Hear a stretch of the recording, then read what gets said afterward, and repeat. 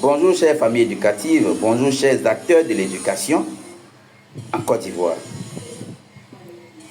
Bonjour particulièrement aux acteurs de l'éducation privée. Et cette vidéo-là, elle va commencer par merci, merci, merci, merci Madame la ministre Maria Toukone. Merci pour la diligence avec laquelle vous avez réglé le problème des établissements Christois de Gagnoa. Merci Madame la ministre. Il est important qu'on fasse cette vidéo parce que la vidéo précédente, le mot-clé était pardon Madame la ministre, au secours Madame la ministre, sauvez-nous de la misère, sauvez-nous de la mort certaine parce que les collègues meurent pendant les vacances. Et nous avons pris le cas des établissements Christois de Gagnoa. Toutes les autorités de la ville de Gagnoa, les autorités éducatives, les autorités judiciaires, les autorités préfectorales se sont mis en situation d'alerte et ont mis ce problème-là en priorité et les solutions ont suivi. En moins de 24 heures après la vidéo que nous avons faite. Merci Madame la ministre. Permettez-nous Madame la ministre de vous comparer à cet éminent savant, Paul Akoto Yao, paix à son âme, l'un des ministres de l'Éducation nationale qui aura marqué ce secteur-là en Côte d'Ivoire. On n'ignore pas, l'éducation nationale d'un pays est la locomotive du développement de ce pays. C'est parce que l'éducation nationale forme le citoyen et que ce citoyen devient productif pour le pays et que le pays se développe. Un pays ne se développe pas d'abord parce qu'il a des ressources minières, ou bien parce qu'il a des matières premières, ou bien parce qu'il a son sous-sol. Un pays se développe par ses ressources humaines, par la qualité de ses citoyens, qualité étroitement liée à l'éducation et à la formation. Oui, permettez-nous, Madame la ministre, de vous comparer à Paul Akoto Yao. Nous vous dirons pourquoi. Bien avant, je vais demander à tous ceux qui suivent cette vidéo, qu'on soit enseignant, parents d'élèves ou pas, institution internationale, individu lambda, nous sommes tous consommateurs des produits de l'éducation et de la formation.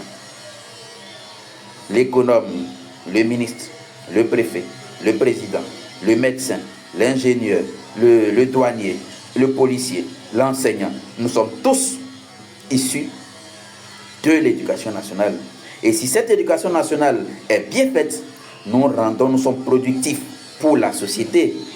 Et donc si elle est mal faite, nous tuons la société avec la corruption. Nous tuons la société avec des médecins qui sont transformés en des personnes qui tuent les malades. Nous tuons la société avec des ingénieurs qui font des ponts qui s'écroulent. Nous tuons la société si ce système éducatif n'est pas bien renforcé. Paul Akoto Yao, dans le gouvernement Oufoué, n'a pas lésiné sur les lois, n'a pas manqué de rigueur dans la gestion des écoles privées. Parce qu'un secteur comme l'école comprend et qu'on confie à des hommes d'affaires, il faut mettre des garde-fous. Et c'est ce que le gouvernement Oufoué a commencé à faire par le décret numéro 61-145 avril 1961 portant réglementation de l'enseignement privé. Et dans ce décret-là, vous verrez que le premier chapitre en disposition générale établit une équipe, un conseil de l'enseignement privé, constitué comme suit. La constitution, elle est importante. Aujourd'hui, Madame la ministre, nous voulons que vous inspirez de cette constitution afin que la structure censée s'occuper de l'éducation nationale soit renforcée et que ses effets soient perceptibles. On lit ensemble, ou bien lisons avec moi, que dans ce comité, il y a des représentants des enseignants du privé. Il y a des représentants de l'Assemblée nationale, à savoir les députés. Il y a des représentants de l'enseignement supérieur. Il y a des représentants du ministère. Il y a des représentants des enseignants du public. Un comité, n'est-ce pas, un conseil de l'enseignement qui gère le privé, qui est constitué de cette manière afin de garantir un certain nombre de qualités. Madame la ministre, à partir de ce décret, il va suivre donc protocole d'accord entre l'État de Côte d'Ivoire et l'enseignement privé laïque. Pourquoi? Pour la simple raison que lorsqu'on confie l'éducation à des privés, on est conscient que ce privé risque de transformer l'éducation en business et cela ne va pas aller dans le sens de l'objectif que le pays s'est fixé. Et donc, vu le décret précité, il y a eu donc ce protocole d'accord entre le ministre, entre l'État, représenté par le ministre de l'Éducation nationale, Paul Akoto Yao, et les établissements privés, représentés par la FENEPLACI, dirigée par Léon Ormond. Pour dire que quand vous voulez créer une école, ce n'est pas à vous l'école, c'est une fonction de l'État, c'est une propriété de l'État. Néanmoins, on vous donne, on vous concède, vous pouvez investir, mais voici les règles. Donc avant de faire une école, voici les règles. Et dans ce document que Paul Akoto Yao a rédigé et que les fondateurs ont signé, il y a des dispositions, tant pour les établissements, tant pour les enseignants, tant pour les parents d'élèves, et tout est hermétiquement fait pour ne pas qu'il y ait des dérives qu'on constate aujourd'hui. Depuis le recrutement, la formation et la rémunération des travailleurs, l'État de Côte d'Ivoire s'implique au plus haut niveau pour éviter les dérives.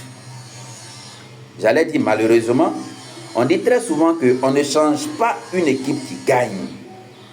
Cette équipe, cette manière de faire gagner, mais on l'a changé quand même. Nous osons croire que c'était pour améliorer encore, pour la faire gagner plus. Et donc, cet arrêté 25-55-6 du 20 juillet 1992 va porter constitution d'une commission mixte paritaire chargée de conclure, donc, excusez-moi, une convention collective. Ce qui veut donc dire que le décret de 61, on va laisser tomber ce décret et son fonctionnement hermétique. On va dire, ok, désormais, les fondateurs et les enseignants, allez-y discuter entre vous pour trouver une nouvelle base salariale. Et voilà là le problème de l'école ivoirienne. Désormais, l'État retire les pieds. L'État qui a dit que je contrôle l'école, non, l'État retire les pieds. Et le fondateur devient maintenant le maître, devient maintenant le roi de l'éducation. Et c'est un homme d'affaires, le fondateur. Il va donc imposer des lois de business. D'abord, il dit, ok, votre salaire qui est de 150 000 là, je vais diminuer. Votre salaire, je vais diminuer. On va mettre ça, la convention. Et ce qui fait plus mal, c'est que nos syndicats ont signé. C'est pas bien grave. Mais on signe, on ne suit pas. Donc désormais, le fondateur recrute qui il veut. Désormais, à peine s'il a des formations, et les salaires sont payés en dents d'ici avec des montants dérisoires. La convention qui était censée être respectée et même améliorée, aucun respect, aucune amélioration. Et l'État s'est totalement désengagé. Et à partir de là, l'école va plonger. Suivez bien les taux de réussite du baccalauréat. C'est en 1993 qu'on a eu le plus bas taux. C'est-à-dire qu'on était au moins au-dessus des 50%. Mais à partir de là, nous sommes descendus. Et depuis lors, nous avons du mal à remonter au-delà des 50%. Parce que le secteur du privé, qui fait la majorité, vient d'être confié à des hommes d'affaires. Et la loi du business s'installe. Conséquence, nous voyons ce que nous voyons aujourd'hui. La fraude. Conséquence, le non-contrôle des établissements privés, des salaires impayés, des vacances impayées, des contrats qui ne respectent même pas le code du travail, mais en l'ont avec. Et voici que nous sommes dedans, nous souffrons. Et donc, il est important pour nous de demander, de dire d'abord merci à Madame la ministre et de vraiment se pencher sur ce secteur. Nous disons toujours certainement que les rapports des inspecteurs n'arrivent pas à bon port, certainement. Certainement que quand les représentants des enseignants du privé, les syndicats, lorsque vous échangez, certainement que des informations ne sortent pas. Aujourd'hui, nous sommes les enseignants nous-mêmes. Nous voulons expliquer nos vécus. Et nous voulons demander à Madame la ministre de retourner à ce système de qualité, à ce système hermétique qui garantit la qualité de l'éducation ivoirienne. Toute la Côte d'Ivoire y gagne. Toute la Côte d'Ivoire est gagnante. Madame la ministre, permettez-nous de vous dire encore merci.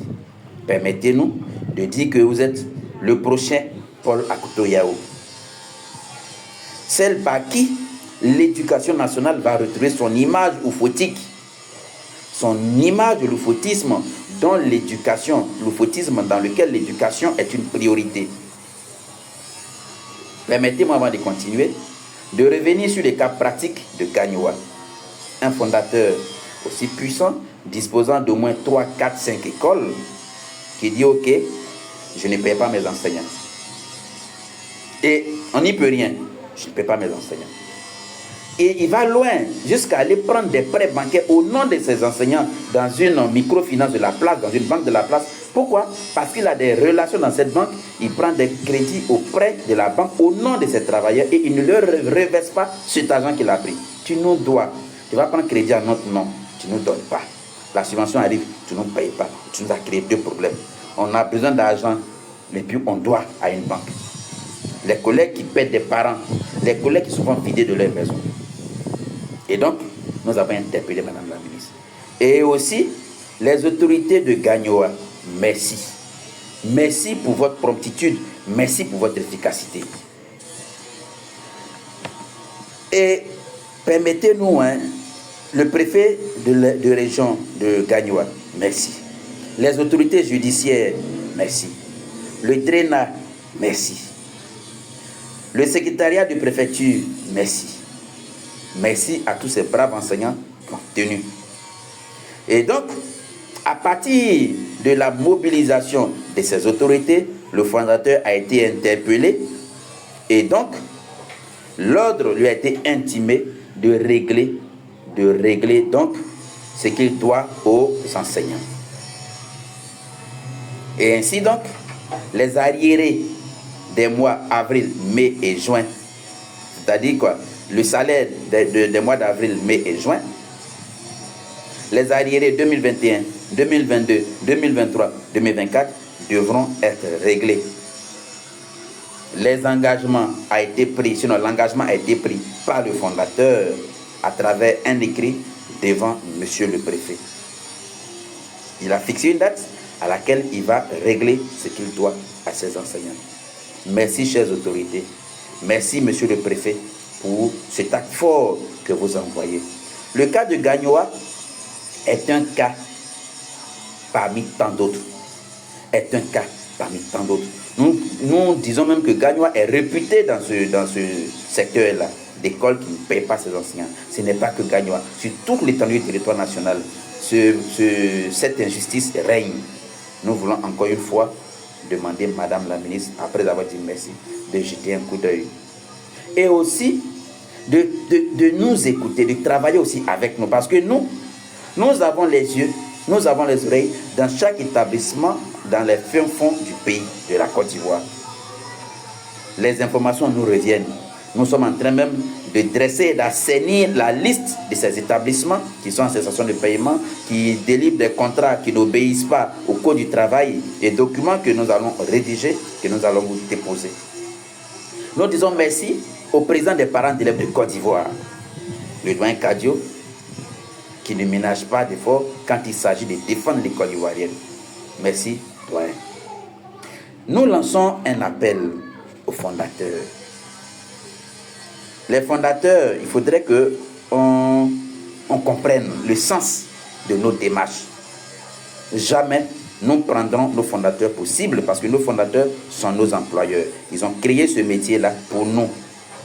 Aujourd'hui, ce que nous demandons, c'est que l'État reprenne la règne des choses comme avant et que l'État règle correctement, d'une part, les travailleurs et d'autre part, les fondateurs. S'il faut même que dans la subvention, l'État discute avec les fondateurs pour dire non là, aujourd'hui on ne peut pas vivre avec moins de 200 000. Que ce soit le protocole, que ce soit la convention, tous nos salaires, selon les 2 grilles salariales, sont au-delà de 200 000. Mais pourquoi encore 100 000, 128 000, à l'heure où la simple maison coûte 100 000, 150 000. L'enseignant qui est en classe et puis on appelle pour dire allô, monsieur, vous n'avez pas déposé l'argent du marché. Il a quelle concentration? Allô, le propriétaire des maisons va passer. Il est en classe, mais il est stressé parce qu'il n'a même pas le transport. Comment peut-on vivre avec moins de 200 000 francs en 2025 en Côte d'Ivoire? De surcroît, un enseignant. Donc, chers fondateurs, parfois, vous nous dites qu'on n'a pas reçu la subvention. La subvention n'a pas été payée. La subvention est insuffisante. Eh bien, voici l'occasion de vous associer à nous pour présenter nos propositions à nos gouvernements, à Madame la ministre qui est aussi attentive au gouvernement ivoirien, qui est aussi attentif au gouvernement ivoirien qui veut la qualité de l'école ivoirienne pour que les choses soient prises vraiment en main. Donc, nous ne sommes pas vos ennemis, on ne se combat pas, nous ne faisons pas un mouvement contre vous, mais nous sommes avec vous. Nous voulons interpeller les enseignants. Vous savez, il n'y a pas plus peur que de faire un travail et tu as honte dans la société parce qu'un enseignant aussi grand qui est devant les enfants et il a 80 000 francs payé 8 mois sur 12. Il a 150 000 francs payé 8 mois sur 12. Qu'est-ce qu'on peut bien faire avec 150 000 francs? Donc ça, pour nous, c'est la plus grande peur. Et si on vit cette peur-là, on ne doit plus avoir peur de se mobiliser. Où que tu sois, rejoins la mobilisation. Rejoins la mobilisation parce que nous sommes en droit. La Constitution ivoirienne donne ce droit-là pour dire que quand on travaille et qu'on n'est pas content, qu'on n'est pas d'accord, on ne manque pas de respect à qui que ce soit, mais on s'exprime.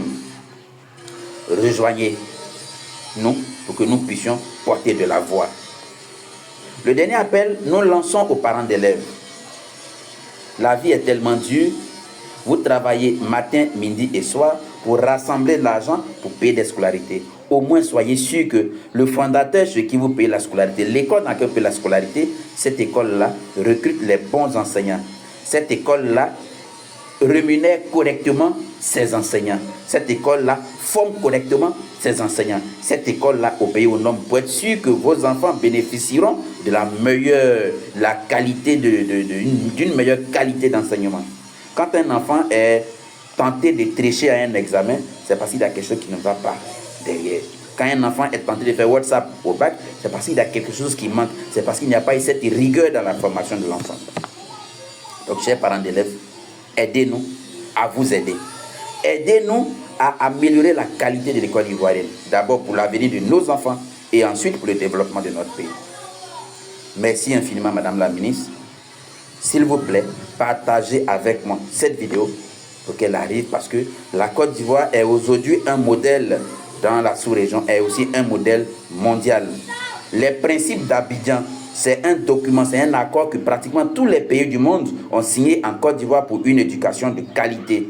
Donc, ce n'est pas normal que dans le pays où l'on signe, les États-Unis, la France, l'Australie, le Japon, où tous ces pays développés signent un principe qu'on appelle les principes d'Abidjan et que ce soit Abidjan qui ait un système éducatif lacunaire. Ce n'est pas sérieux, cela n'est pas digne de la Côte d'Ivoire.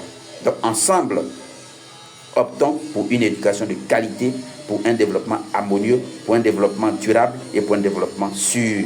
Dieu bénisse la Côte d'Ivoire, Dieu bénisse l'éducation nationale et Dieu bénisse les travailleurs du secteur privé qui ont tant donné et qui aujourd'hui, depuis plus de 31 ans, vivent la misère, vivent la mort, vivent la honte.